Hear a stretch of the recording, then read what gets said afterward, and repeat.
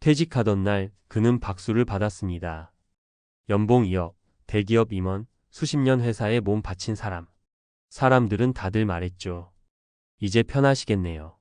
그런데 집에 돌아온 첫날 밤, 이 사람은 잠을 거의 못 잤다고 합니다. 통장을 몇 번이나 열어봤고 휴대폰 계산기를 켰다 껐다를 반복했습니다. 이상하죠.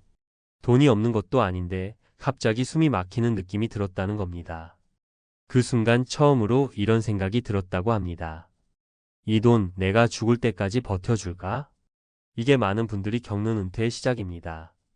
은퇴 준비가 안 된 게 아니라 은퇴 후 삶이 얼마나 길고 불확실한지 그때서야 실감하는 순간이죠. 회사라는 안전벨트가 풀리는 순간 숫자들이 전혀 다른 얼굴로 다가옵니다. 이분은 56에 퇴직한 대기업 전략기획 임원 출신입니다.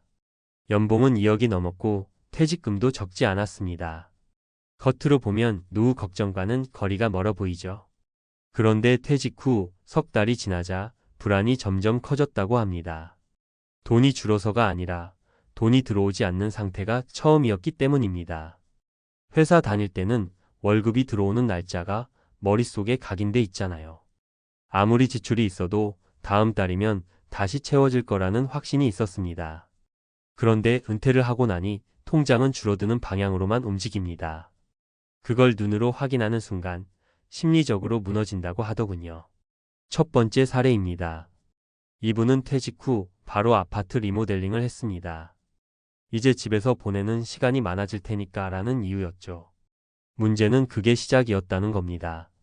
집이 달라지니 가전이 눈에 들어오고 차도 바꾸게 되고 여행도 늘어났습니다.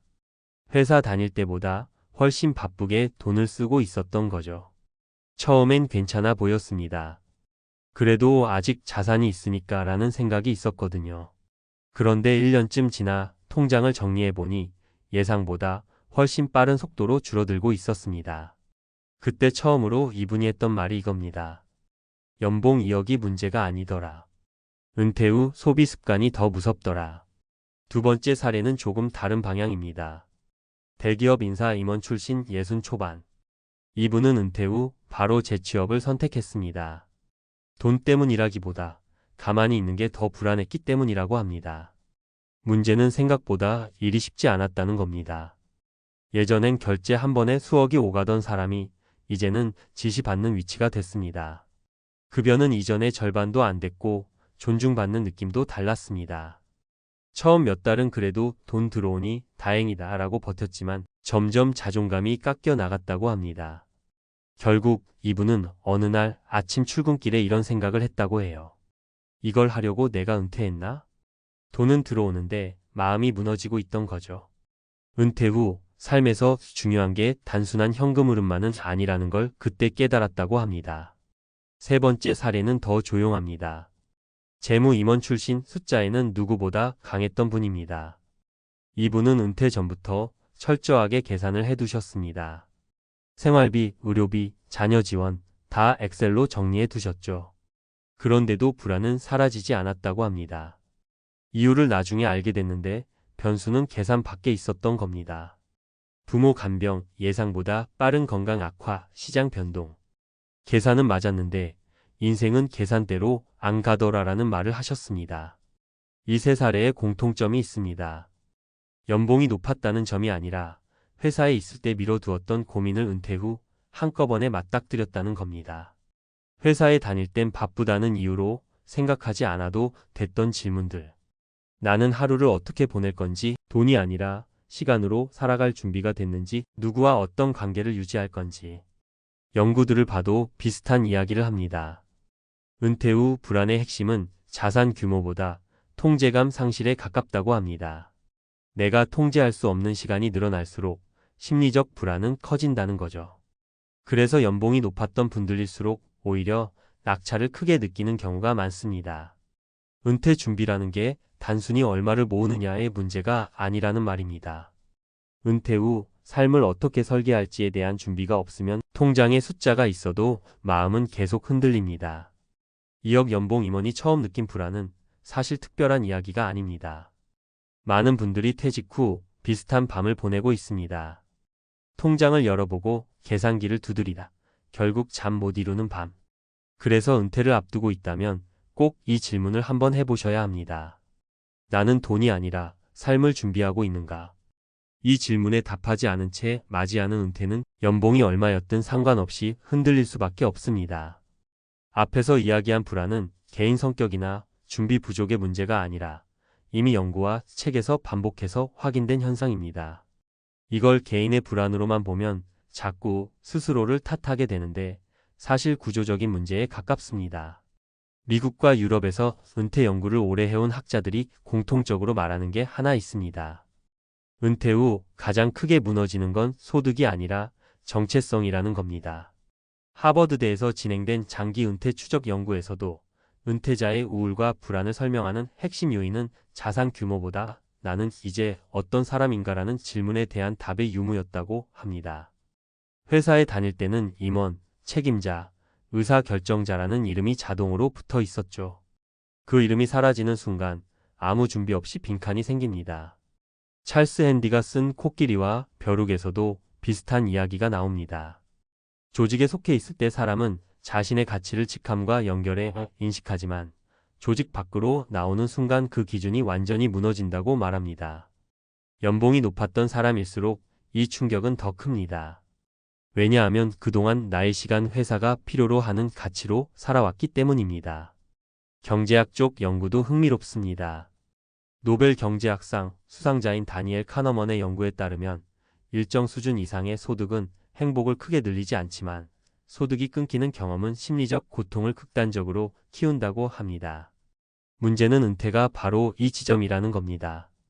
소득이 줄어드는 게 아니라 예측 가능한 소득이 사라지는 사건이죠.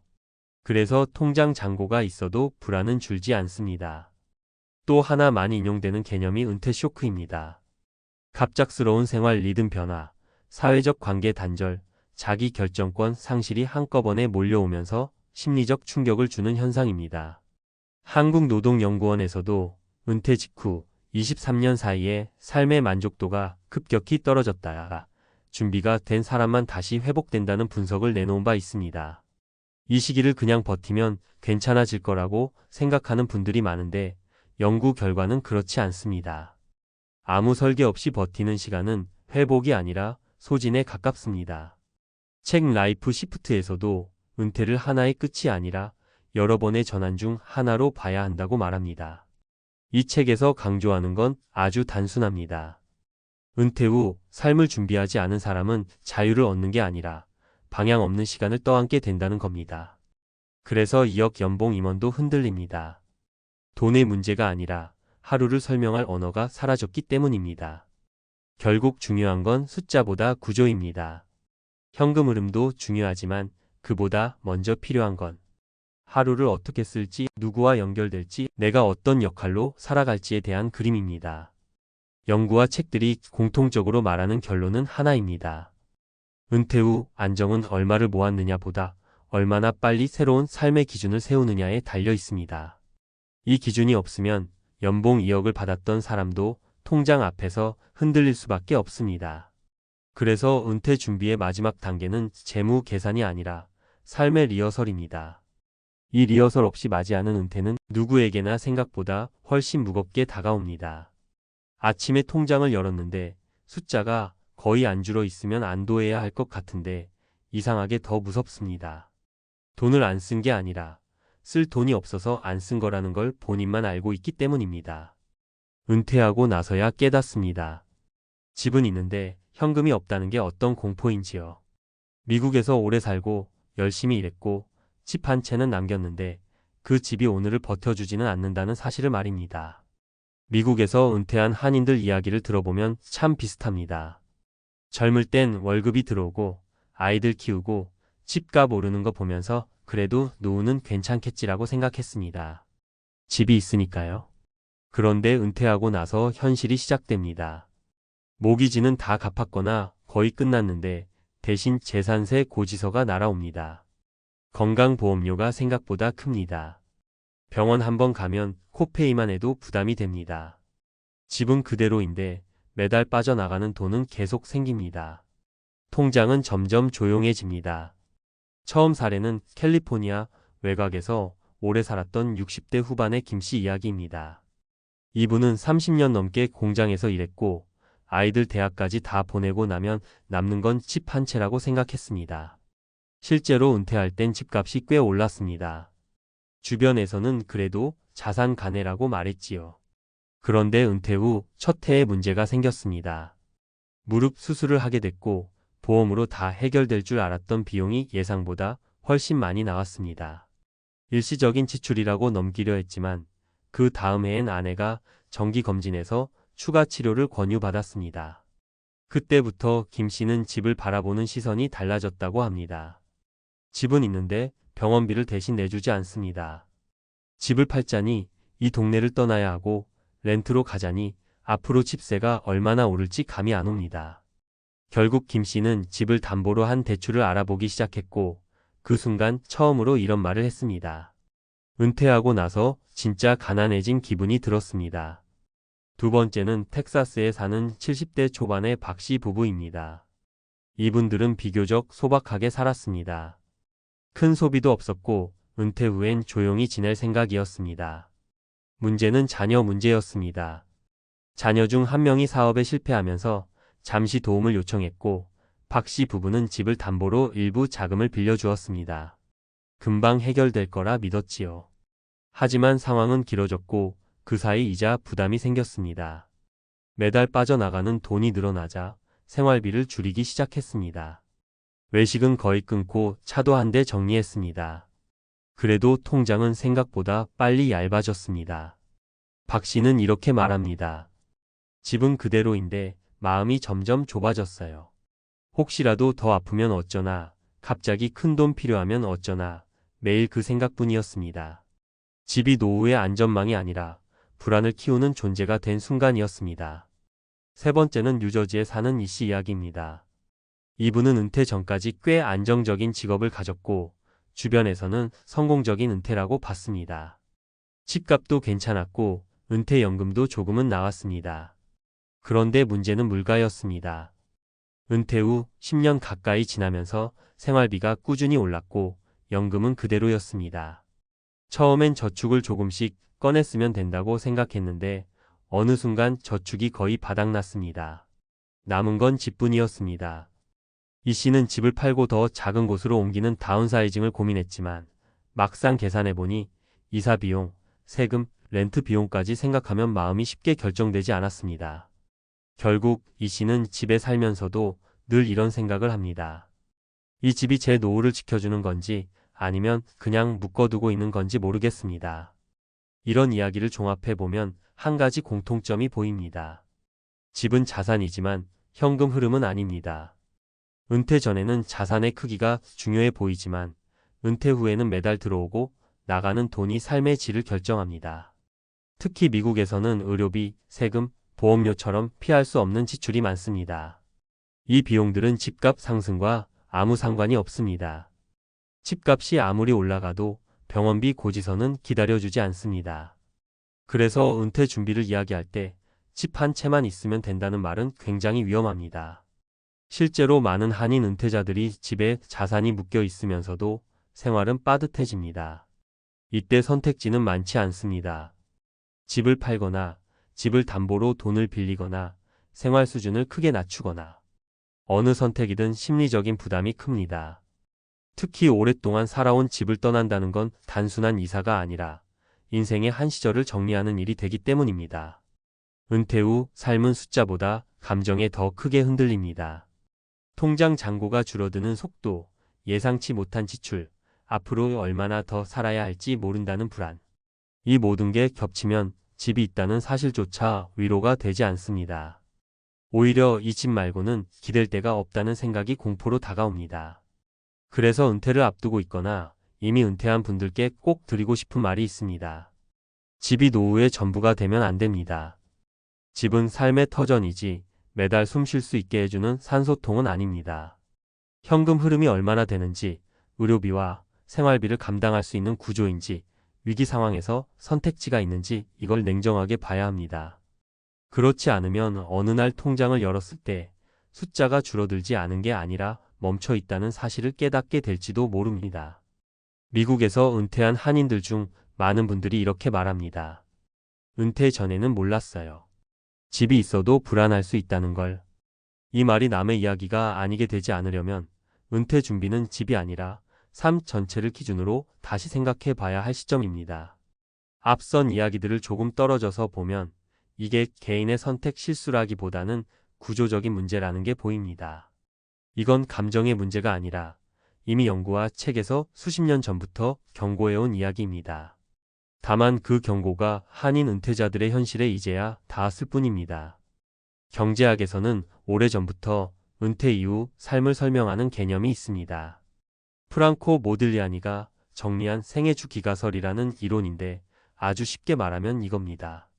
사람은 일할 때 모으고 은퇴하면 그 자산을 조금씩 써가며 살아가야 한다는 겁니다. 여기서 중요한 건 조금씩 써간다는 부분입니다. 이 이론에서 자산은 쓸 수 있어야 의미가 있습니다. 그런데 집은 어떨까요? 살고 있는 집은 자산이지만 쉽게 쓸 수 있는 자산은 아닙니다. 팔거나 빌리거나 구조를 바꿔야만 비로소 돈이 됩니다. 이 지점에서 많은 은퇴자들이 막힙니다. 미국 은퇴 연구에서 자주 언급되는 트리니티 스터디도 비슷한 이야기를 합니다. 이 연구는 은퇴 후 자산을 어떻게 인출해야 오래 버틸 수 있는지를 분석했는데 핵심은 안정적인 현금 흐름입니다. 주식이든 채권이든 연금이든 매년 일정 수준의 현금이 나와야 은퇴가 유지됩니다. 이 연구 어디에도 집 한 채면 충분하다는 문장은 없습니다. 오히려 반대입니다. 유동성이 없는 자산에 과도하게 묶이면 은퇴 리스크가 커진다고 봅니다. 은퇴 설계 전문가로 유명한 How Much Can I Spend in Retirement? 의 저자 웨이드 파우는 책에서 이런 말을 합니다. 은퇴자의 가장 큰 적은 시장 폭락이 아니라 잘못된 자산 구조라고요. 특히 거주용 부동산에 자산이 과도하게 집중된 경우 예상치 못한 의료비나 가족 문제 하나로 계획 전체가 흔들릴 수 있다고 경고합니다. 이건 책 속 이론이 아니라 앞서 나온 한인 은퇴자들의 사례와 정확히 겹칩니다. 심리학 쪽에서도 힌트를 줍니다. 싱킹, 패스트 언드 슬로에서 다니엘 카너먼은 사람들이 손실을 극도로 싫어한다고 말합니다. 집을 파는 결정이 어려운 이유도 여기에 있습니다. 집은 단순한 자산이 아니라 기억과 정체성이 붙어있는 대상입니다. 그래서 경제적으로는 합리적인 선택이 감정적으로는 거의 불가능한 선택이 됩니다. 이게 바로 은퇴 후 집이 안전망이 아니라 심리적 족쇄가 되는 순간입니다. 미국 은퇴자 실태를 다룬 연구들을 보면 또 하나 공통된 결과가 나옵니다. 은퇴 초기보다 은퇴 중후반의 불안이 더 커진다는 점입니다. 이유는 단순합니다. 나이가 들수록 선택지가 줄어들기 때문입니다. 젊을 땐 집을 팔고 다시 시작할 수 있을 것 같지만 70을 넘기면 이야기가 달라집니다. 이때 남아있는 집 한 채는 든든한 성이 아니라 빠져나오기 어려운 섬처럼 느껴집니다. 그래서 은퇴 준비에서 정말 중요한 질문은 이겁니다. 이 집이 나를 얼마나 오래 버텨주느냐가 아니라 내가 이 집 없이도 몇 년을 살 수 있느냐입니다. 이 질문에 답할 수 있어야 집은 선택지가 됩니다. 답을 못하면 집은 족쇄가 됩니다. 책과 논문이 공통으로 말하는 결론은 분명합니다. 은퇴 후 삶의 안정성은 자산의 크기가 아니라 구조에서 나옵니다. 매달 들어오는 돈, 예상 가능한 지출, 위기 상황에서 꺼낼 수 있는 카드. 이 세 가지가 갖춰지지 않으면 집값이 아무리 높아도 불안은 사라지지 않습니다. 미국에서 은퇴한 한인들이 자주 하는 말이 있습니다. 집은 있는데 마음 둘 곳이 없다. 이 말은 감정적인 푸념처럼 들리지만 사실은 학문적으로도 설명이 되는 문장입니다. 집에 묶인 은퇴는 통계적으로도 심리적으로도 가장 불안정한 구조에 가깝습니다. 결국 은퇴 준비란 집을 지키는 계획이 아니라 삶을 계속 굴러가게 만드는 계획입니다. 집은 그 계획의 일부일 뿐 전부가 아닙니다. 이걸 일찍 깨달은 사람은 선택권을 갖고 늦게 깨달은 사람은 버티는 은퇴를 하게 됩니다. 그리고 이 차이는 생각보다 아주 크게 벌어집니다. 통장 잔고를 확인하는데 손이 떨리더군요. 숫자가 잘못 찍힌 줄 알았습니다. 몇 년 동안 한 번도 의심하지 않았던 투자였고 주변에서는 은퇴 자금으로는 딱이다라는 말만 들려왔습니다. 그런데 그날 아침 휴대폰 화면에 찍힌 잔액을 보는 순간 머릿속이 하얘졌습니다. 이 돈이면 병원비는커녕 몇 년 버티기도 빠듯하겠다는 생각이 먼저 들었습니다. 솔직히 말하면 그때 제일 무서웠던 건 돈을 잃었다는 사실이 아니라 이제 뭘 믿고 살아야 하느냐는 공포였습니다. 은퇴하면 마음은 편해질 줄 알았는데 현실은 반대로 숨이 막히기 시작했습니다. 은퇴를 앞두고 계신 분들이나 이미 은퇴하신 분들 중에도 이런 마음 한 번쯤은 느껴보셨을 겁니다. 회사 다닐 때는 월급이라는 안전벨트가 있었잖아요. 실수해도 다음 달에 다시 들어오는 돈이 있었고 손실이 나도 시간이 해결해 주겠지라는 말로 스스로를 위로할 수 있었습니다. 그런데 은퇴 후에는 다릅니다. 한 번의 판단이 그대로 노후 전체를 흔들어 버립니다. 그래서 은퇴 후 투자 실패는 단순한 재정 문제가 아니라 삶 전체가 무너지는 경험처럼 다가옵니다. 제가 만났던 첫 번째 사례는 50대 후반에 퇴직한 남성분 이야기입니다. 이분은 평생 성실하게 일했고 퇴직금과 모아둔 자금으로 안정적인 수익을 원했습니다. 은행 창구에서 권한 상품은 원금 손실 가능성은 낮고 월마다 이자가 들어온다는 설명이 붙어 있었습니다. 듣기에 너무 좋았죠. 문제는 그 낮다는 말이 없다는 뜻은 아니라는 사실이었습니다. 몇 년 뒤 시장이 흔들리자 이자 지급이 끊겼고 결국 원금까지 줄어들었습니다. 그분이 제게 했던 말이 아직도 기억납니다. 돈보다 더 힘든 건 내가 바보가 된 것 같다는 느낌이었어요. 은퇴 후 자존감이 무너지는 순간이었습니다. 두 번째 사례는 부부 이야기입니다. 은퇴 후 함께 시간을 보내며 소소하게 살고 싶었던 분들이었습니다. 그런데 생활비를 조금이라도 보태보자는 마음에 지인의 권유로 공동 투자에 들어갔습니다. 사업 설명회에서는 늘 이제 막 시작이라 기회라는 말이 나왔고 뒤처지면 안 될 것 같은 조급함이 생겼다고 합니다. 결과는 좋지 않았습니다. 투자금 회수는커녕 연락조차 닿지 않게 됐고 그 이후 부부 사이의 말수가 급격히 줄어들었다고 합니다. 돈을 잃은 것보다 더 아팠던 건 서로를 원망하는 마음이 쌓였다는 점이었습니다. 은퇴 후 삶에서 가장 중요한 관계가 흔들리기 시작한 겁니다. 세 번째 사례는 조금 다른 방향입니다. 은퇴 후에도 가만히 있기 싫어서 적극적으로 투자 공부를 했던 분입니다. 책도 읽고 강의도 들었고 나름대로 분석도 했습니다. 하지만 문제는 속도였습니다. 은퇴 후 시간은 많아졌지만 손실을 회복할 시간은 줄어들어 있다는 사실을 간과했습니다. 젊을 때와 같은 기준으로 위험을 감수했고 한 번의 큰 하락을 견디지 못했습니다. 이분은 이렇게 말했습니다. 지식이 늘어나면 안전해질 줄 알았는데 오히려 자신감이 과해졌어요. 이런 이야기들을 듣다 보면 공통점이 보입니다. 은퇴 후 투자 실패의 핵심은 상품이 나빴다, 운이 없었다는 데만 있지 않습니다. 은퇴라는 상황 자체가 판단 기준을 바꿔버린다는 데 있습니다. 회사에 다닐 때의 투자는 증식이 중심이었다면 은퇴 후의 투자는 유지와 지속이 중심이 되어야 합니다. 그런데 많은 분들이 이 전환을 제대로 하지 못한 채 예전의 습관 그대로 결정을 내립니다. 저 역시 그랬습니다. 손실을 겪고 나서야 깨달았습니다. 은퇴 후 투자란 돈을 불리는 기술 이전에 삶의 속도를 다시 설정하는 과정이라는 걸 말입니다. 매달 얼마가 들어오느냐보다 이 돈으로 얼마나 마음 편하게 살 수 있느냐가 더 중요해집니다. 수익률 숫자보다 밤에 잠을 잘 수 있는지가 기준이 되어야 합니다. 아이러니하게도 투자 실패 이후 제 일상은 조금씩 달라졌습니다. 돈을 쫓느라 놓치고 있던 것들이 보이기 시작했습니다. 아침에 산책을 하며 계절이 바뀌는 걸 느끼고 굳이 필요 없는 소비를 줄이니 생활이 단순해졌습니다. 통장은 얇아졌을지 몰라도 하루를 대하는 마음은 오히려 가벼워졌습니다. 실패가 없었다면 이런 변화를 받아들이지 못했을지도 모릅니다. 은퇴 준비를 하고 계신 분들께 꼭 드리고 싶은 말이 있습니다. 은퇴 후 투자에서 가장 위험한 건 손실 그 자체가 아니라 손실을 견디지 못하는 구조로 삶을 설계하는 것입니다. 모든 돈을 한 방향에 몰아넣고 그 결과에 인생의 안정까지 맡겨버리면 작은 흔들림도 큰 공포로 다가옵니다. 반대로 수익이 조금 줄어들더라도 생활비와 마음의 여유가 분리되어 있으면 삶은 훨씬 단단해집니다. 은퇴 후 진짜 수업은 투자 성공 사례에서 시작되지 않습니다. 오히려 실패 앞에서 시작됩니다.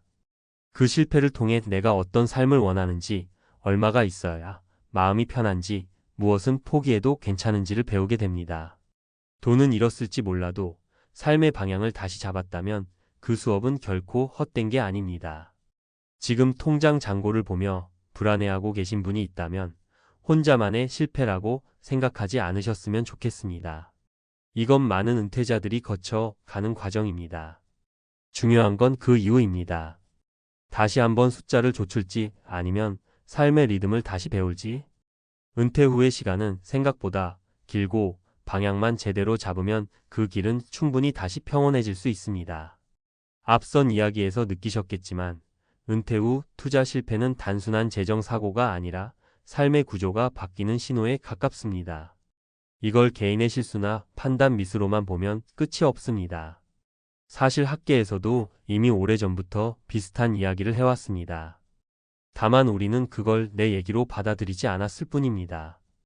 행동경제학자 데니얼 카너먼은 사람은 손실 앞에서 극단적으로 비이성적인 선택을 한다고 말합니다. 그의 연구를 보면 같은 금액이라도 얻는 기쁨보다 잃는 고통을 훨씬 크게 느낀다고 합니다. 문제는 은퇴 이후 이 손실 회피 성향이 더 강해진다는 점입니다. 현역 시절에는 손실을 만회할 시간이 있다고 믿지만 은퇴 후에는 시간이 줄어든다는 압박이 판단을 더 왜곡시킵니다. 그래서 은퇴자일수록 위험을 피해야 하는데 역설적으로 한번 손실이 나면 그걸 만회하려고 더 위험한 선택을 하는 경우가 많다는 겁니다. 이 지점에서 중요한 연구가 하나 있습니다.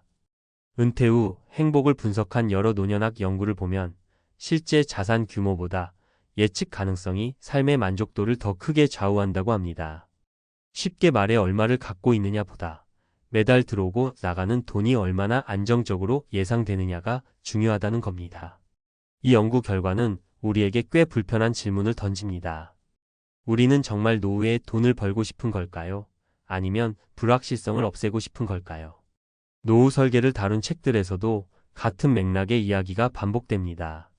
많은 재무 전문가들이 은퇴 후 자산 관리의 핵심을 수익 극대화가 아니라 의사결정 피로를 줄이는 것이라고 설명합니다. 선택지가 많을수록 인간은 더 불안해지고 불안할수록 잘못된 결정을 내린다는 겁니다. 그래서 은퇴 후 투자 실패를 겪은 분들 중 상당수가 이렇게 말합니다. 돈을 잃어서 힘든 게 아니라 매일 뭘 해야 할지 고민하는 게 더 괴로웠다.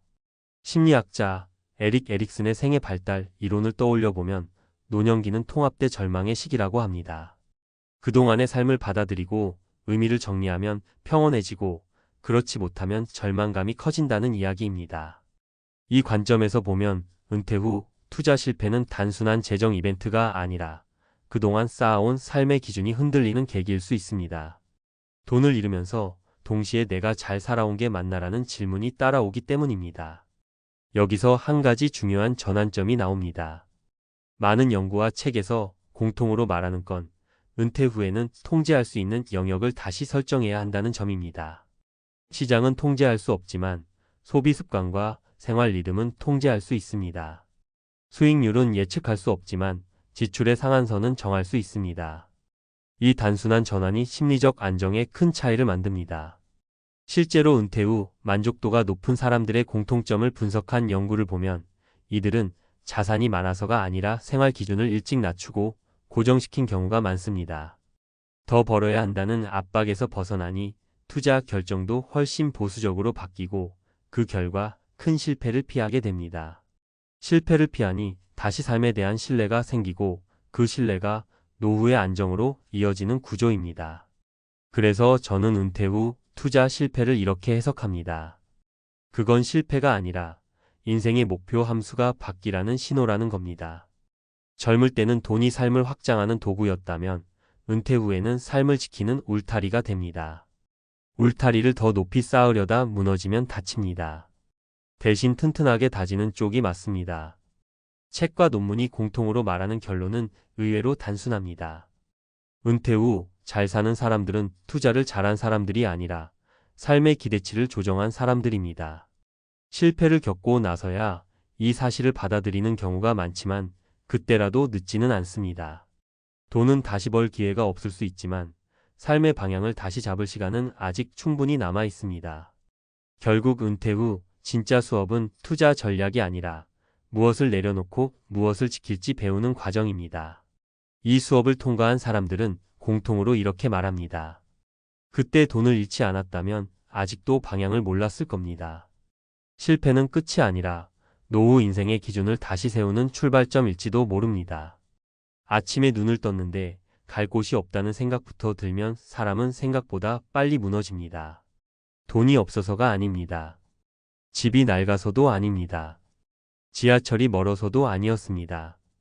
은퇴하고 나서 많은 분들이 가장 먼저 느끼는 공포는 오늘 하루를 어디에 써야 하지? 라는 질문입니다.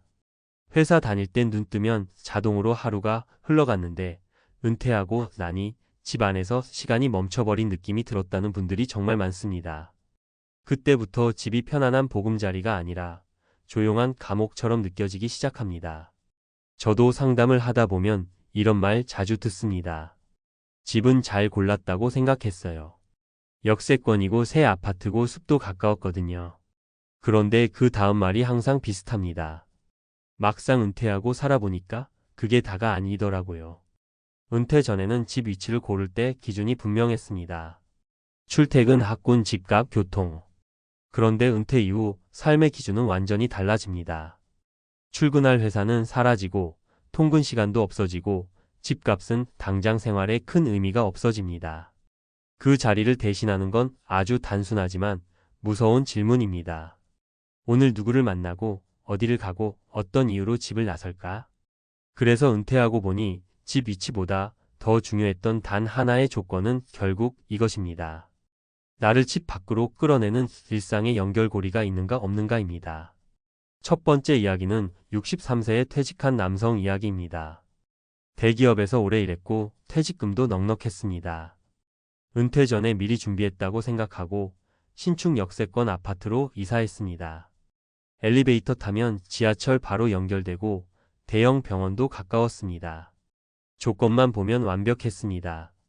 그런데 은퇴하고 6개월쯤 지나서부터 이상한 감정이 올라왔다고 합니다. 하루 종일 집에 있어도 아무도 부르지 않고 굳이 나가지 않아도 되니 점점 외출을 안 하게 됐습니다. 마트도 배달, 음식도 배달. 사람 얼굴을 보는 날보다 TV 소리를 듣는 날이 많아졌습니다. 어느 날 문득 내가 며칠 동안 사람 목소리를 직접 들었지? 라는 생각이 들었고 그때 처음으로 두려워졌다고 합니다.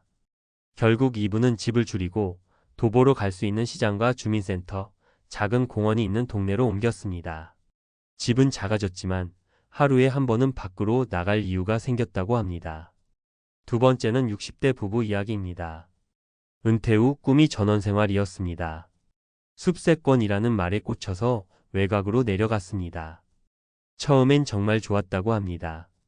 아침에 새소리 들리고 공기 맑고 사람 안 부딪히고. 그런데 문제는 시간이었습니다. 하루가 너무 길었습니다. 남편은 집에서 할 게 없었고 아내는 점점 말수가 줄었습니다. 결정적으로 아내가 무릎 통증으로 병원을 자주 가야 했는데 매번 차를 몰고 나가야 했습니다. 비 오는 날, 눈 오는 날 그 길이 그렇게 무서울 수가 없었다고 합니다. 그때 이 부부가 깨달은 건 숲이 아니라 생활권이었습니다. 지금은 완전한 시골이 아니라 병원과 약국, 시장이 모여있는 작은 도시 근처로 옮겨 살고 있습니다. 숲은 줄었지만 불안도 함께 줄었다고 합니다. 세 번째는 58세 여성 사례입니다. 이분은 은퇴를 앞두고 집을 고를 때 기준이 남달랐습니다. 역세권도 아니고 숲세권도 아니었습니다. 도서관, 평생교육원, 주민센터가 도보로 연결되는지를 먼저 봤습니다. 집값은 상대적으로 저렴했지만 매일 나갈 곳이 있는 동네였습니다. 은퇴하고 나서 이분의 일상은 거의 회사 다닐 때처럼 규칙적이었습니다. 오전엔 도서관, 오후엔 강좌, 저녁엔 동네 산책. 자연스럽게 얼굴 아는 사람이 생겼고 혼자 밥 먹는 날이 줄었습니다. 이분이 말합니다. 은퇴 후 집은 쉬는 곳이 아니라 다시 사람 속으로 나가게 해주는 발판 같아요. 이세 이야기를 관통하는 공통점은 명확합니다. 은퇴 후 삶에서 집은 더 이상 잠만 자는 공간이 아닙니다. 하루 대부분을 보내는 중심 공간입니다. 그래서 집이 고립되면 삶도 같이 고립됩니다. 반대로 집 주변에 나를 불러내는 장소가 있으면 은퇴 이후의 삶은 생각보다 덜 무너집니다. 많은 분들이 은퇴 준비를 돈으로만 생각합니다. 물론 돈 중요합니다. 하지만 은퇴 후 불안을 키우는 건 돈 부족보다 관계 단절과 일상 붕괴인 경우가 훨씬 많습니다. 매일 갈 곳이 없고 만날 사람이 없고 나를 필요로 하는 공간이 사라질 때 사람은 급격히 작아집니다. 그래서 은퇴를 앞두고 집을 고를 때 꼭 스스로에게 물어보셔야 합니다. 이 집에 살면 나는 매일 어디로 나가게 될까? 아무 일 없을 때 자연스럽게 발길이 향하는 곳이 있을까? 몸이 아플 때 혼자서도 감당 가능한 생활 동선일까? 역세권은 여전히 좋습니다. 숲세권도 분명 매력적입니다. 하지만 은퇴 이후에는 그보다 더 중요한 게 있습니다. 나를 사회와 느슨하게라도 연결해주는 생활권, 사람의 온기가 남아있는 동네, 아무 이유 없이도 밖으로 나갈 수 있는 구조. 이것이 없는 집은 시간이 갈수록 버거워집니다. 은퇴 후 보금자리는 보여주기 좋은 집이 아니라 오래 버틸 수 있는 집이어야 합니다. 그리고 오래 버티게 해주는 힘은 교통도 자연도 아닌 결국 사람과 일상입니다. 이걸 늦게 깨닫는 분들이 너무 많습니다. 그래서 집은 잘 골랐는데 삶은 힘들다는 말이 나오는 겁니다. 앞에서 이야기한 사례들을 조금 더 멀리서 보면 이게 단순한 개인 경험 문제가 아니라는 게 보입니다. 은퇴 후 집 위치가 삶의 질을 좌우한다는 이야기는 감정적인 느낌이 아니라 이미 연구와 책에서 수십 년 전부터 반복해서 확인된 사실입니다. 가장 많이 인용되는 연구가 바로 하버드 성인 발달 연구입니다. 거의 80년 넘게 사람들의 삶을 추적한 이 연구에서 결론은 놀랄 만큼 단순합니다. 노후의 행복과 건강을 가장 강하게 예측하는 요인은 돈도, 직업도, IQ도 아니라 사회적 연결이었습니다. 이 연구를 정리한 책인 좋은 삶에서도 분명히 말합니다. 나이가 들수록 인간은 어디에 사느냐보다 누구와 얼마나 자주 연결되느냐에 따라 삶의 만족도가 갈린다고요. 집이 아무리 좋아도 고립되면 노후는 빠르게 무너집니다. 이 지점에서 집 위치의 의미가 완전히 달라집니다. 은퇴 전에는 집이 직장과 가족을 연결하는 거점이었다면 은퇴 후에는 사회와 나를 연결하는 마지막 물리적 통로가 됩니다. 이 통로가 막히면 사람은 집 안에 고립됩니다. 반대로 이 통로가 열려 있으면 돈이 조금 부족해도 삶은 훨씬 덜 불안해집니다. 사회학자 로버트 퍼트넘의 책 나홀로 볼링에서도 비슷한 이야기가 나옵니다. 그는 사람들이 공동체 공간에서 멀어질수록 우울, 불안, 건강 악화가 동시에 나타난다고 분석했습니다. 흥미로운 건 이 연결이 깊은 인간관계일 필요는 없다는 점입니다. 매일 인사만 나누는 단골 가게 주인, 도서관에서 얼굴 트는 사람, 같은 시간 산책하는 이웃 정도면 충분하다고 말합니다. 이 정도의 느슨한 연결이 은퇴 이후 삶을 버티게 해주는 최소 조건이라는 겁니다. 심리학 쪽 연구도 같은 방향을 가리킵니다. 은퇴 후 우울감을 키우는 가장 큰 요인 중 하나가 역할 상실인데 이 역할은 거창한 직함이 아닙니다. 매일 같은 시간에 가는 장소, 나를 기억해주는 공간, 사소하게라도 내가 필요하다고 느끼는 순간입니다. 그래서 도서관, 주민센터, 복지관, 시장 같은 곳이 은퇴자에게는 생각보다 훨씬 중요한 공간이 됩니다. 단순한 편의시설이 아니라 정체성을 붙잡아주는 장치인 셈입니다. 이걸 집 선택으로 다시 가져와 보면 아주 현실적인 결론이 나옵니다. 은퇴 후 집을 고를 때는 전망, 브랜드, 신축 여부보다 먼저 봐야 할 게 있습니다. 집에서 아무 목적 없이도 걸어서 나갈 수 있는 곳이 있는지, 그곳에 사람이 있는지, 그리고 그 동선이 나이가 들어도 유지 가능한지입니다. 이 조건이 빠지면 시간이 지날수록 집은 편한 곳이 아니라 벗어나기 힘든 곳이 됩니다. 많은 분들이 은퇴 후 외로움은 성격 문제라고 생각합니다. 혼자 있는 걸 못 견뎌서 그렇다고요. 하지만 연구는 정반대 이야기를 합니다. 외로움은 성격보다 구조의 문제입니다. 구조가 사람을 밖으로 밀어내느냐, 안으로 가두느냐의 차이입니다. 그래서 은퇴 후에도 잘 사는 분들을 보면 의외로 화려한 인간관계가 없습니다. 대신 매일 나갈 수 있는 장소가 있고 익숙한 동선이 있고 얼굴 아는 사람이 있습니다. 결국 은퇴 이후 집 위치에서 가장 중요한 조건은 이렇게 정리됩니다. 이 집이 나를 가만히 두느냐, 아니면 계속 움직이게 하느냐. 이 집이 나를 혼자로 만들느냐, 아니면 느슨하게라도 사회에 붙잡아 두느냐. 은퇴 준비를 한다는 건 통장을 계산하는 일만이 아닙니다. 앞으로 수십 년을 어떤 구조 안에서 살 것인지 선택하는 일입니다. 그 구조의 출발점이 바로 집 위치입니다. 늙기 전에 이 질문을 던져야 합니다. 이 집은 내가 나이 들어도 계속 살아도 되는 구조인가? 아니면 지금만 괜찮은 선택인가? 이 차이가 은퇴 후 삶의 온도를 완전히 갈라놓습니다. 아침마다 통장을 열어보는 손이 예전보다 더 떨린다고 하셨습니다. 회사 다닐 때는 월급날이 기다려졌는데 은퇴하고 나서는 그날이 오히려 무섭다고요. 매달 꼬박꼬박 200만 원이 들어옵니다.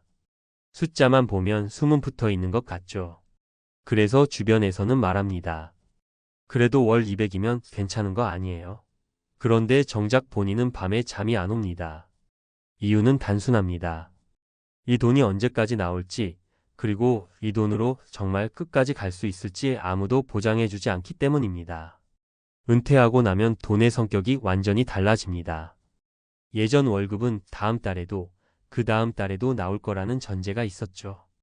회사가 망하지 않는 한, 내가 큰 사고만 치지 않는 한 말입니다.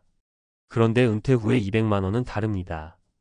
연금이든 임대 수입이든 투자에서 나오는 돈이든 전부 조건부입니다. 제도가 바뀔 수도 있고 물가가 오를 수도 있고 몸이 아파 지출이 확 늘어날 수도 있습니다. 통장은 살아있는 것 같은데 마음은 계속 죽어가는 느낌. 이게 많은 은퇴자들이 말하는 진짜 공포입니다. 30해 넘게 일하고 쉰지 이제 몇 년 됐다는 한 분 이야기를 들었습니다. 은퇴 후 국민연금과 개인연금을 합쳐 매달 200만 원 정도가 들어옵니다. 본인은 은퇴 중산층이라고 생각했답니다. 최소한 굶지는 않겠다는 안도감이 있었죠.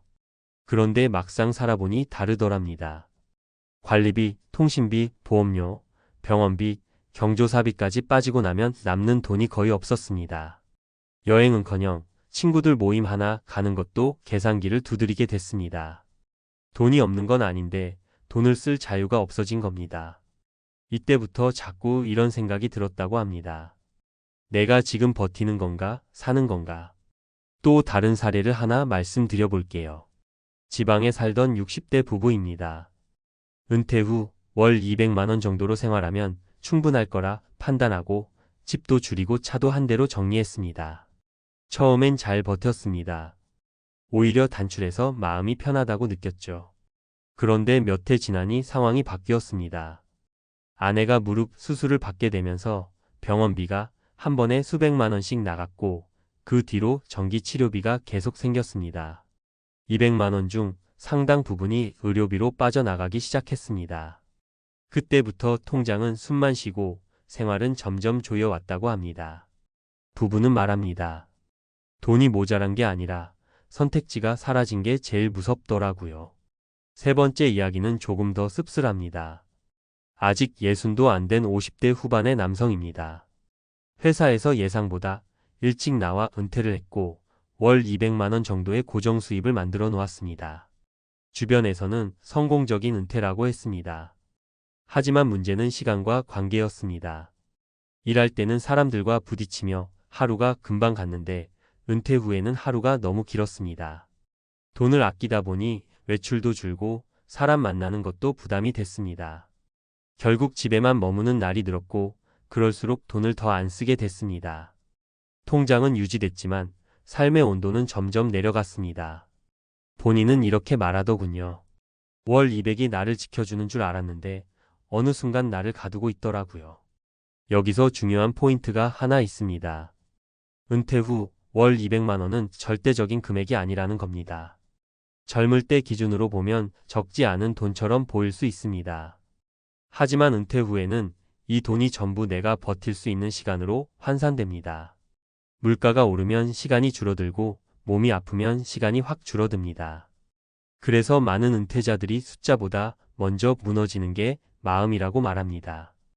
통장은 살아있는데 미래에 대한 감각이 죽어가는 거죠. 또 하나 놓치기 쉬운 부분이 있습니다. 은퇴 후에는 소득보다 지출 통제가 훨씬 중요해집니다. 200만 원이 들어오느냐, 300만 원이 들어오느냐 보다 예상치 못한 지출을 얼마나 막을 수 있느냐가 더 큰 변수입니다. 특히 의료비, 가족 관련 지출, 주거비는 생각보다 통제가 어렵습니다. 은퇴 전에는 그땐 아껴 쓰면 되지라고 쉽게 말하지만 막상 그 상황이 오면 아낀다는 게 마음을 얼마나 갉아먹는지 경험하게 됩니다. 그래서 은퇴 후 삶을 이야기할 때 단순히 월 얼마면 된다라는 말은 굉장히 위험합니다. 200만 원이든 300만 원이든 중요한 건 그 돈으로 어떤 선택을 할 수 있느냐입니다. 사람을 만날 수 있는지, 몸이 아플 때 망설이지 않고 병원에 갈 수 있는지, 가끔은 돈 생각 없이 하루를 쓸 수 있는지. 이게 은퇴 중산층의 진짜 기준입니다.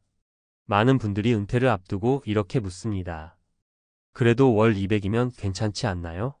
솔직히 말씀드리면 살아는 집니다. 하지만 마음이 편하다고 장담하기는 어렵습니다.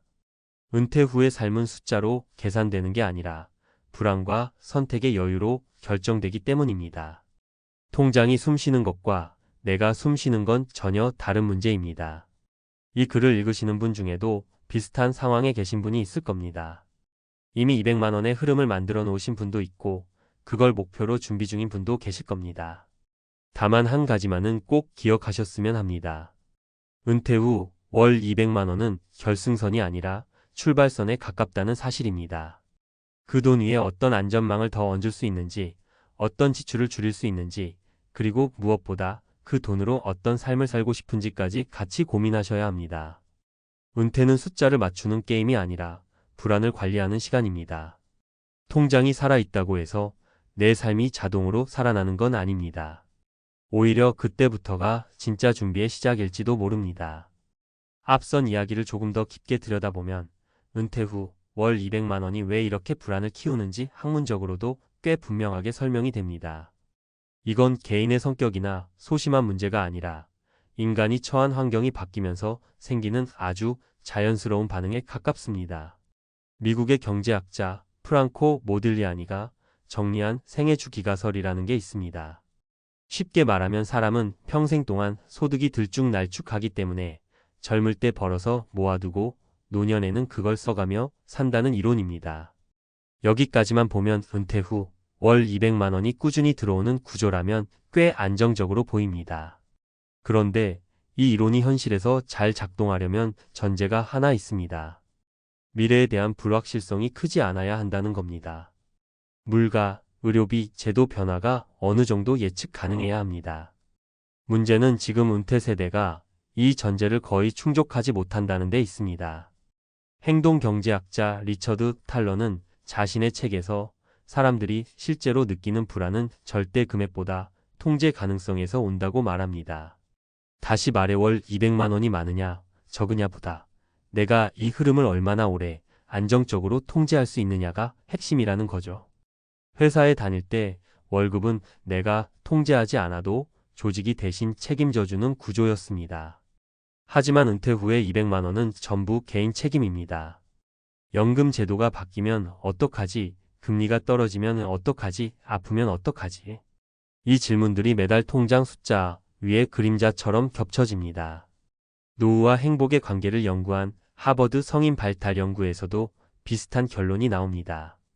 일정 수준 이상의 소득이 확보된 이후에는 돈의 양보다 삶의 선택권이 행복을 좌우한다고 합니다. 은퇴 후 월 200만 원으로 생존은 가능하지만 선택권은 굉장히 제한됩니다. 병원 갈지 말지, 사람 만날지 말지, 여행 갈지 말지 같은 결정이 전부 돈과 직결되기 시작합니다. 이때 사람은 스스로를 중산층이라고 인식하기보다는 언제든 흔들릴 수 있는 상태로 느끼게 됩니다. 국내 연구를 봐도 비슷합니다. 한국보건사회연구원의 노후소득 관련 보고서를 보면 은퇴자들이 느끼는 가장 큰 불안 요인은 소득 수준 자체보다 의료비와 돌발 지출입니다. 특히 월 고정소득이 있는 은퇴자일수록 오히려 지출에 더 민감해진다는 결과가 나옵니다. 아이러니하지만 매달 200만 원이 들어오기 때문에 그 틀 안에서 모든 걸 맞추려다 보니 작은 변수에도 삶 전체가 흔들리는 겁니다. 여기서 한번 생각해 볼 질문이 있습니다. 과연 은퇴 중산층이란 무엇이냐는 겁니다. 많은 사람들이 매달 얼마로 중산층을 정의하려고 합니다. 하지만 사회학자 지그문트 바우만은 불안정한 현대 사회에서 중산층의 핵심 조건은 소득이 아니라 회복력이라고 말했습니다. 예상치 못한 사건이 생겼을 때 삶이 무너지지 않고 다시 균형을 찾을 수 있는 힘말입니다. 이 기준으로 보면 월 200만 원은 중산층의 증거라기보다는 회복력이 충분한지 점검해야 할 신호에 가깝습니다. 그래서 은퇴 후 돈 이야기를 할 때 저는 숫자 질문보다 구조 질문이 더 중요하다고 생각합니다. 200만 원이 끊기지 않도록 대체 수단이 있는지, 지출이 한번 늘어났을 때 줄일 수 있는 여지가 있는지, 그리고 무엇보다 돈을 조금 더 써도 삶이 무너지지 않는 심리적 여유가 있는지 말입니다. 책과 논문들이 공통으로 말하는 것도 결국 이 지점입니다. 안정은 금액이 아니라 구조에서 나온다는 겁니다. 은퇴 후 통장이 숨 쉬는 건 분명 중요합니다. 하지만 그보다 더 중요한 건 그 통장 하나에 내 삶 전체를 의존하지 않아도 되는 상태입니다. 월 200만 원이 나를 살려주는 돈이 되느냐, 나를 조이는 돈이 되느냐는 결국 준비의 방향에 달려 있습니다. 은퇴 후 중산층이라는 말에 안도하기보다 내가 흔들려도 다시 일어설 수 있는지를 한 번 더 점검해 보셔야 할 이유가 여기에 있습니다. 출근 알람이 울린 것도 아닌데 몸이 먼저 반응하더라고요. 이제 나는 은퇴자다라고 스스로를 다독였던 시간이 무색하게 머릿속에는 딱 하나의 질문만 남았습니다. 이 나이에 다시 일하지 않으면 앞으로 10년은 정말 괜찮은 걸까? 오늘은 괜찮아도 내년은? 병원비가 늘어나는 순간에도 지금처럼 버틸 수 있을까? 은퇴했다고 안심하는 바로 그 순간부터 불안은 조용히 시작됩니다. 소리 없이 그러나 아주 집요하게요. 회사 그만두는 날까지만 해도 다들 비슷한 생각을 하십니다. 이제 좀 쉬자. 평생 고생했으니 이 정도는 누려도 되지 않겠냐고요. 연금도 있고 그동안 모아둔 돈도 있으니 큰 걱정은 없을 거라고 스스로를 설득합니다. 그런데 은퇴 후 몇 달이 지나면 통장 잔고보다 먼저 줄어드는 게 있습니다. 바로 마음의 여유입니다. 돈은 숫자라서 계산이라도 되지만 불안은 계산이 안 됩니다. 한 달에 얼마 쓰는지는 알겠는데 앞으로 몇 년을 이렇게 살아야 하는지는 감이 안 오거든요. 은퇴한 줄 알았던 60대가 다시 명함을 만든 날도 사실은 아주 사소한 계기에서 시작됩니다. 특별한 사건이 있어서가 아니라 마트 계산대에서 카드 긁는 순간 잠깐 스치는 생각 하나 때문입니다. 이 소비가 앞으로도 계속 가능할까? 그 질문이 하루 이틀, 일주일, 한 달 쌓이다 보면요. 결국 사람은 다시 움직이게 됩니다. 쉬려고 은퇴했는데 쉬는 게 오히려 더 불안해지는 아이러니한 상황이 찾아오는 거죠. 제가 만난 첫 번째 사례는 공기업에서 30년 넘게 일하고 퇴직한 분이었습니다. 연금도 꽤 나오는 편이었고 집도 이미 마련돼 있었습니다. 겉으로 보면 은퇴 성공 사례에 가까운 분이었죠. 그런데 은퇴 1년이 지나고 나서 다시 일을 시작하셨습니다. 이유를 묻자 이렇게 말씀하시더군요. 돈이 당장 부족한 건 아니었는데 매달 빠져나가는 고정 지출을 볼 때마다 숨이 막혔다고요. 관리비, 보험료, 병원비, 경조사비까지. 연금이 들어오긴 하지만 줄어드는 속도가 눈에 보이니 마음이 먼저 무너졌다고 하셨습니다. 결국 동네의 작은 업체에서 주 3일 일하는 조건으로 다시 명함을 만드셨고 월급 액수보다도 내가 아직 사회에 속해 있다는 감각이 훨씬 큰 위안이 됐다고 하셨습니다. 두 번째는 자영업을 하다 은퇴한 60대 부부 이야기입니다. 가게를 정리하면서 이제 진짜 쉬자고 약속하셨대요. 여행도 가고 늦잠도 자고 평일 낮에 카페도 가는 생활을 꿈꾸셨죠. 그런데 막상 은퇴하고 나니 하루가 너무 길었다고 합니다. 특히 남편분이 많이 힘들어 하셨는데요. 쓸모 없어졌다는 느낌이 계속 들었다고 하더군요. 그러다 우연히 지인의 소개로 단기 계약직 일을 시작하셨고 그날 집에 와서 하신 말이 아직도 기억에 남습니다. 여보, 나 오늘 다시 사람 된 기분이야. 돈은 많지 않았지만 하루를 일했다는 감각이 삶의 리듬을 다시 만들어줬다고 하셨습니다. 결국 이 부부는 완전 은퇴 대신 부분 은퇴라는 선택을 하게 됩니다. 세 번째는 대기업 임원까지 지냈던 분입니다. 은퇴 전에는 다시는 회사 근처도 안 갈 거라고 하셨던 분이었죠.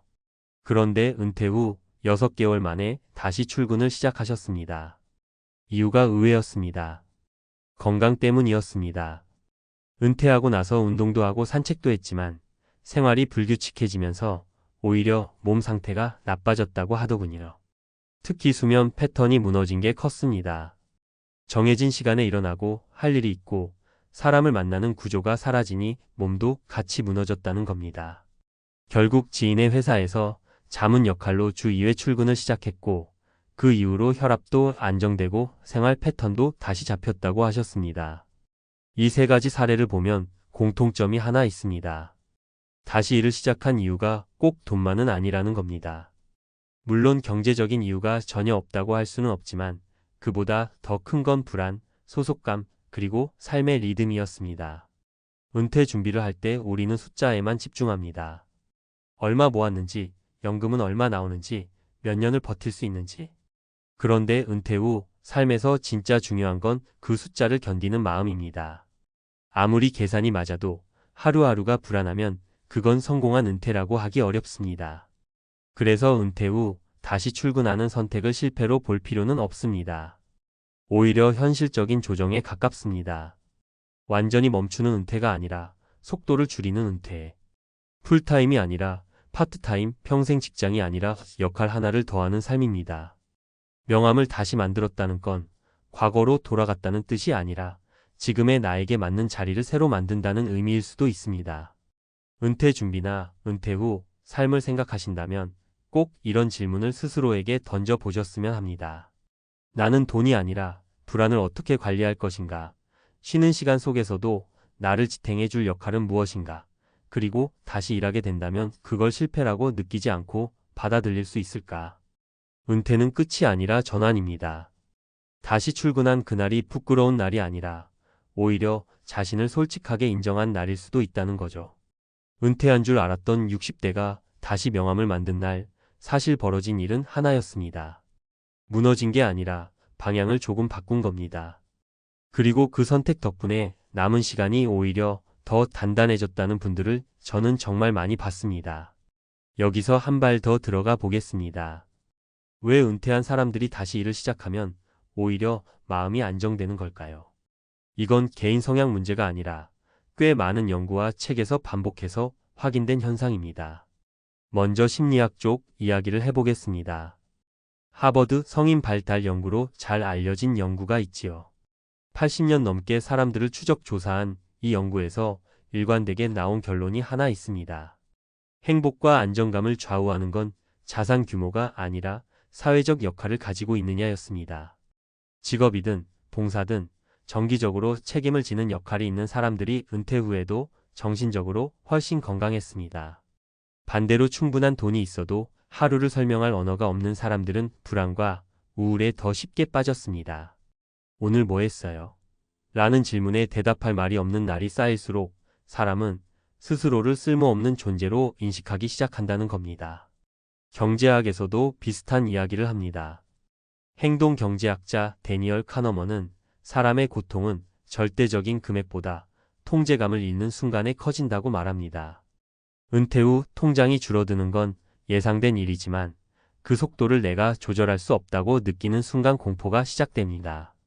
그래서 실제로는 생활비에 큰 도움이 되지 않는 소액의 소득이라도 다시 일을 하며 들어오는 월급은 심리적으로 매우 큰 효과를 냅니다. 돈의 크기가 아니라 나는 여전히 만들어내고 있다는 감각 때문입니다. 책에서도 이 주제를 다룬 사례가 많습니다. 라이프 시프트라는 책에서는 100세 시대의 기존의 은퇴 개념 자체가 무너지고 있다고 이야기합니다. 과거처럼 한 번에 일을 그만두고 완전히 쉬는 구조는 오히려 리스크가 커졌다는 거죠. 대신 일과 쉼을 번갈아가며 조정하는 다단계 인생이 더 안정적이라고 설명합니다. 이 관점에서 보면 은퇴 후 다시 출근한 60대는 실패자가 아니라 가장 현실적인 선택을 한 사람입니다. 인생 구조를 다시 설계한 거니까요. 또 하나 자주 인용되는 책이 일의 감각입니다. 이 책에서는 일을 단순히 돈 버는 수단으로 보지 않습니다. 일은 자존감을 유지하는 장치이자 하루의 질서를 만들어주는 장치라고 설명합니다. 은퇴 후 갑자기 이 장치가 사라지면 사람은 생각보다 빠르게 흔들립니다. 그래서 다시 일을 시작한 사람들이 몸이 더 좋아졌다, 잠이 잘 온다고 말하는 건 이상한 일이 아닙니다. 일은 곧 생활 리듬이기 때문입니다. 노년학 연구에서도 흥미로운 결과가 있습니다. 은퇴 후 일정 시간 이상 유급 노동이나 자원봉사활동을 하는 노년층이 그렇지 않은 집단보다 인지 저하 속도가 느렸다는 연구들이 반복해서 나오고 있습니다. 뇌는 쓰지 않으면 빠르게 둔해지고 사람을 만나지 않으면 감정도 굳어집니다. 다시 출근한다는 건 단순히 사무실에 가는 게 아니라 뇌와 감정을 다시 사회에 연결하는 행위인 셈입니다. 그래서 저는 은퇴 후 다시 일을 고민하시는 분들께 이렇게 말씀드리고 싶습니다. 이건 돈이 부족해서 생긴 선택이 아닐 수 있습니다. 오히려 너무 오래 버틸 수 있을 것 같다는 착각에서 깨어난 결과일 수도 있습니다. 중요한 건 얼마를 버느냐가 아니라 어떤 방식으로 일하느냐입니다. 예전처럼 버티는 일이 아니라 삶을 지탱해주는 정도의 일. 나를 소모시키지 않고 하루를 설명해 줄 수 있는 역할이면 충분합니다. 명함을 다시 만들었다는 사실이 자존심 상할 필요는 없습니다. 명함은 과거의 지위가 아니라 현재의 역할을 적는 종이일 뿐입니다. 은퇴 후 삶은 멈춤이 아니라 재배치입니다. 쉬다가 다시 일하고, 일하다가 또 쉬는 흐름 속에서 자신에게 맞는 균형을 찾는 과정입니다. 논문과 책들이 공통으로 말하는 것도 결국 하나입니다.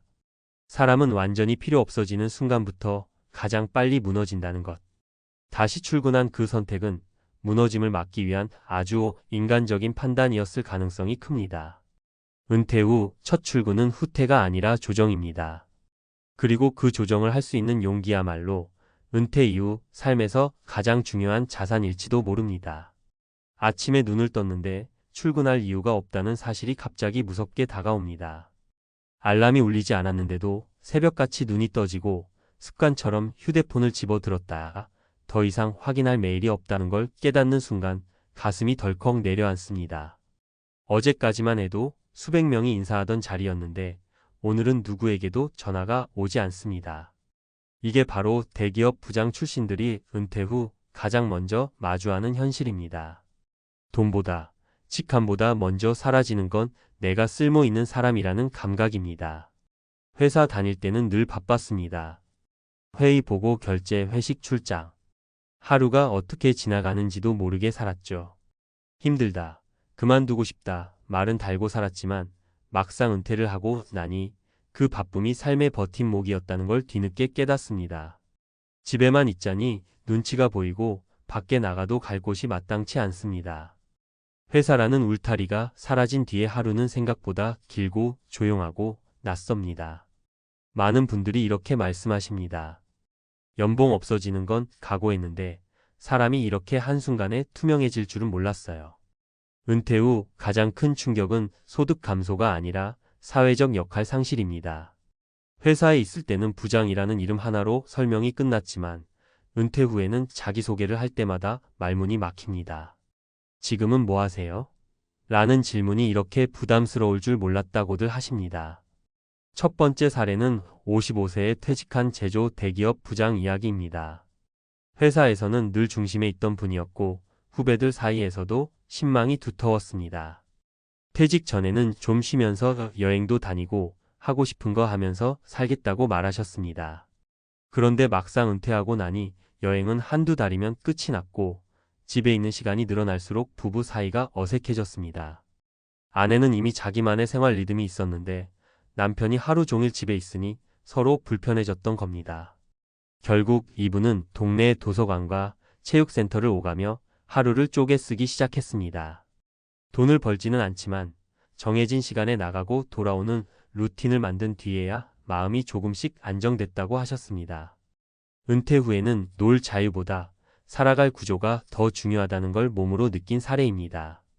두 번째는 금융권 대기업 부장 출신입니다. 퇴직금과 자산이 꽤 있었고 주변에서는 이제 걱정 없겠다고 말했습니다. 본인도 처음에는 그렇게 생각했습니다. 하지만 은퇴 후 1년이 지나자 통장이 아니라 마음이 먼저 흔들렸습니다. 매달 들어오던 급여가 끊기고 나니 지출 하나하나에 신경이 곤두섰고 작은 소비에도 죄책감이 들기 시작했습니다. 결국 이분은 은퇴 전에 상상했던 여유로운 삶 대신 극단적으로 소비를 줄이는 생활을 택했습니다. 문제는 돈이 아니라 불안이었습니다. 앞으로 20년, 30년을 이 돈으로 버틸 수 있을까라는 생각이 머릿속에서 떠나지 않았다고 하십니다. 이분이 나중에 깨달은 건 은퇴 준비에서 가장 부족했던 건 자산 규모가 아니라 심리적 준비였다는 점이었습니다. 세 번째 사례는 IT 대기업 부장으로 일하다 퇴직한 분입니다. 이분은 비교적 빠르게 재취업을 선택했습니다. 돈 때문이라기보다는 하루를 그냥 흘려보내는 게 견딜 수 없었기 때문입니다. 하지만 재취업 후 현실은 또 달랐습니다. 직급은 낮아졌고 연봉도 절반 이하로 줄었습니다. 예전에는 결정권자였지만 이제는 지시를 받는 입장이 되니 자존감이 크게 흔들렸습니다. 결국 몇 달 만에 그만두고 지금은 후배들을 대상으로 멘토링과 강의를 하며 지내고 계십니다. 예전 회사에서 쌓은 경험을 위해서 누리는 권한이 아니라 아래로 나누는 자산으로 바꾸자 삶의 만족도가 훨씬 높아졌다고 하셨습니다. 이 세 가지 사례를 보면 공통점이 분명합니다. 은퇴 후 삶은 회사 다닐 때와 완전히 다른 게임이라는 겁니다. 회사에서는 성과와 평가가 기준이었지만 은퇴 후에는 시간 관리와 정서적 안정이 핵심이 됩니다. 무엇을 얼마나 벌었느냐 보다 하루를 어떻게 채우느냐가 삶의 질을 결정합니다. 많은 대기업 부장 출신들이 은퇴 전에는 이렇게 생각합니다. 나는 다른 사람들보다 준비가 잘 돼 있다. 하지만 은퇴 후 현실은 준비의 방향이 달랐다는 걸 알려줍니다. 자산 준비는 기본이고 그 다음이 훨씬 어렵습니다. 관계를 어떻게 유지할지, 하루를 어떻게 보낼지, 나라는 사람을 직함없이 어떻게 설명할지에 대한 고민 말입니다. 은퇴는 끝이 아니라 전환입니다. 문제는 그 전환을 너무 단순하게 생각해왔다는 데 있습니다. 쉬면 될 줄 알았고, 놀면 될 줄 알았고, 돈만 있으면 될 줄 알았습니다. 하지만 막상 은퇴를 하고 나면 사람은 여전히 역할을 원하고 쓸모 있기를 바라고 누군가에게 필요로 되고 싶어 합니다. 그 욕구를 외면하면 불안과 공허가 빠르게 찾아옵니다. 그래서 은퇴 준비는 통장 점검으로 끝나면 안 됩니다. 은퇴 후의 하루를 구체적으로 그려보셔야 합니다. 아침에 어디로 나갈지, 누구를 만날지, 저녁에 무엇을 했다고 말할 수 있을지까지 생각해 보셔야 합니다.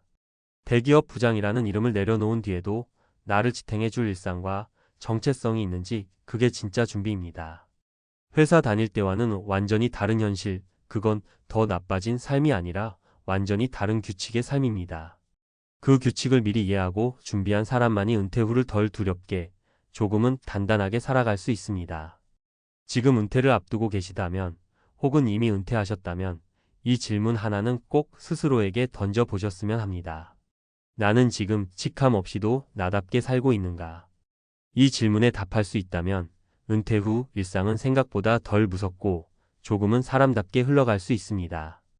여기서 한 걸음 더 들어가 보면 이 현상은 개인 성격이나 준비 부족의 문제가 아니라는 게 분명해집니다. 이미 많은 연구와 책에서 은퇴 이후의 불안을 아주 구체적으로 설명하고 있습니다. 은퇴 후 대기업 부장들이 느끼는 공허감은 의외로 예측 가능한 결과에 가깝습니다. 미국 심리학자 에릭 에릭슨은 인간의 인생을 몇 단계의 발달 과제로 나눴는데요. 중년 이후 가장 중요한 과제를 생산성 대 침체라고 설명했습니다. 쉽게 말해 나는 여전히 사회에 기여하고 있는가, 누군가에게 필요한 사람인가를 느끼지 못하면 급격한 무력감에 빠진다는 겁니다. 대기업 부장 시절에는 이 질문에 답할 필요가 없었습니다. 회사가 대신 답을 해줬기 때문입니다. 하지만 은퇴와 동시에 그 답변서가 통째로 사라집니다. 그래서 은퇴 후 불안은 갑자기 커지는 게 아니라 미뤄뒀던 질문이 한꺼번에 밀려오는 겁니다. 비슷한 이야기는 빅 모털에서도 나옵니다. 이 책에서 아툴 가완디는 노년의 불행을 단순히 건강이나 돈 문제로 보지 않습니다. 오히려 스스로 통제할 수 있는 삶의 영역이 사라질 때 인간은 빠르게 무너진다고 말합니다. 회사에 다닐 때는 일정도, 목표도, 역할도 명확했습니다. 하지만 은퇴 후에는 모든 걸 스스로 정해야 합니다. 언제 일어날지, 오늘 뭘 할지, 누구를 만날지까지요. 이 자유는 준비되지 않은 사람에게는 축복이 아니라 공포가 됩니다. 국내 연구도 비슷한 결론을 냅니다. 한국노년학회에 실린 여러 논문을 보면 은퇴자의 삶의 만족도를 가장 크게 좌우하는 요소는 자산 규모보다 역할 유지 여부와 사회적 연결입니다. 특히 직급이 높았던 사람일수록 이 격차가 더 크게 나타납니다. 이유는 단순합니다. 회사에서의 정체성이 강했기 때문에 그것을 대체할 무언가가 없으면 공백이 더 크게 느껴지는 겁니다. 대기업 부장 출신들이 차라리 더 바쁠 때가 편했다고 말하는 이유가 여기에 있습니다. 여기서 중요한 포인트가 하나 있습니다. 은퇴 후 역할은 반드시 돈과 연결될 필요가 없다는 점입니다. 더 세컨드 마운트 AIN에서는 인생의 후반부로 갈수록 성취보다 기여가 사람을 더 단단하게 만든다고 말합니다. 실제로 은퇴 후 안정감을 빠르게 회복한 사람들을 보면 공통적으로 내가 없어지면 누군가는 불편해지는 자리를 하나씩 만들어 놓고 있습니다. 동네 아이들 공부를 봐주든 후배 직장인을 상담해주든 작은 모임의 운영을 맡든 크고 거창할 필요는 없습니다. 반대로 가장 힘들어지는 경우는 은퇴를 완전한 휴식으로만 정의한 분들입니다. 처음 몇 달은 천국 같습니다. 하지만 시간이 지날수록 하루의 밀도가 급격히 떨어집니다. 이 상태가 길어지면 우울감과 불안이 동시에 찾아옵니다. 실제로 은퇴 후 12년 차에 우울 증상이 가장 많이 나타난다는 연구 결과도 있습니다. 이 시기가 흔히 말하는 은퇴 허니문이 끝나는 시점입니다. 그래서 은퇴 준비에서 꼭 필요한 건 숫자가 아니라 설계입니다. 통장 잔고는 시간이 지나도 크게 변하지 않을 수 있지만 하루를 어떻게 보내는지는 아무 준비 없이는 금방 무너집니다. 은퇴 후 잘 적응한 대기업 부장 출신들을 보면 공통적으로 은퇴 전부터 퇴직 후의 월요일을 구체적으로 상상해 봤다고 합니다. 아침에 나갈 곳이 있는지, 정기적으로 만날 사람이 있는지, 한 달에 한 번이라도 내가 주도하는 일이 있는지 말입니다. 결국 은퇴는 내려오는 과정이 아니라 옮겨가는 과정입니다. 위에서 아래로 떨어지는 게 아니라 다른 무대로 이동하는 겁니다. 문제는 많은 분들이 무대 이동 연습 없이 커튼이 닫히길 기다렸다는 데 있습니다. 논문과 책들이 한 목소리로 말하는 것도 이 지점입니다. 은퇴 후 삶은 준비한 만큼만 편안해진다는 것, 그리고 그 준비의 핵심은 돈보다 쓸모의 자리를 미리 확보하는 데 있다는 사실입니다. 지금 이 글을 읽고 계신 분이 아직 현직에 계시다면 너무 늦기 전에 이 질문을 스스로에게 던져 보셔야 합니다. 회사 말고 나를 설명해 줄 단어가 있는가? 이 질문에 답이 없다면 은퇴 후 불안은 아주 자연스럽게 찾아올 겁니다. 하지만 지금부터라도 하나씩 만들어 간다면 은퇴 후 일상은 두려움이 아니라 새로운 균형으로 바뀔 수 있습니다. 이건 희망 섞인 말이 아니라 연구와 현실이 함께 증명한 이야기입니다.